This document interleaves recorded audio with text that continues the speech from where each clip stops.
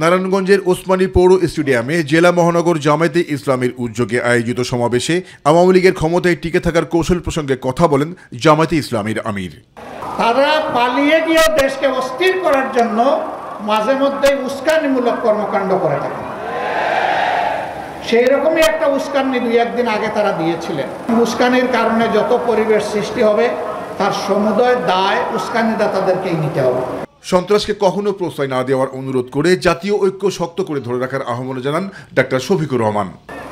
তিনটা মৌলিক সাংবিধানিক প্রতিষ্ঠান, একটি হচ্ছে আইন প্রণয়নকারী প্রতিষ্ঠান, যেটাকে আমরা পার্লামেন্ট বলি।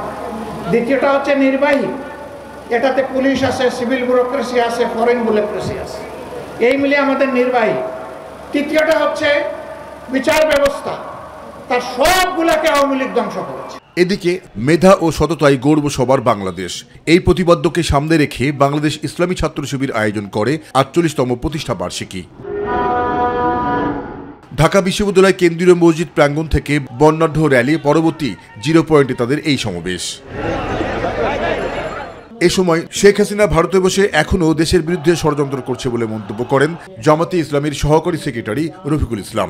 আপনাদের ফ্যাসিবাদের নেত্রী আর ফিরবে না।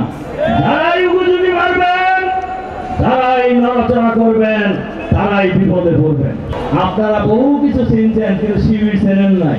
হত্যা করে ক্রসফায়ার দিয়ে গুম করে শিবির ঠেকানো যাবে না। নতুন বাংলাদেশ গড়ার কাজে যারা বাধা দেবে তাদের রুখে দেওয়া হবে বলে জানান সংগঠনটির নেতারা। বাংলাদেশ গঠনের ক্ষেত্রে যারাই প্রতিবন্ধকতা সৃষ্টি করবে, যারাই এখনো দুর্নীতি, সুদ, ঘুষ, জেনা, ব্যভিচারের রাস্তা বাছাই করবে, এ বাংলাদেশের তরুণ ছাত্র যুবক তাদেরকে আবার এই বাংলাদেশ থেকে বিতাড়িত করবে। ফ্যাসিবাদ বিরোধী আন্দোলনে ছাত্রদল সহ সকল ছাত্র সংগঠনকে ঐক্যবদ্ধ হয়ে কাজ করার আহ্বান জানান তারা। বাংলাদেশের গঠনমূলক ছাত্র রাজনীতি মেধা এবং নৈতিকতার চর্চার মধ্য দিয়ে আবার বাংলাদেশে একটি সুস্থতার রাজনীতি প্রতিষ্ঠার জন্য। জাহিদ আহমেদ বাবু, মাই টিভি, ঢাকা।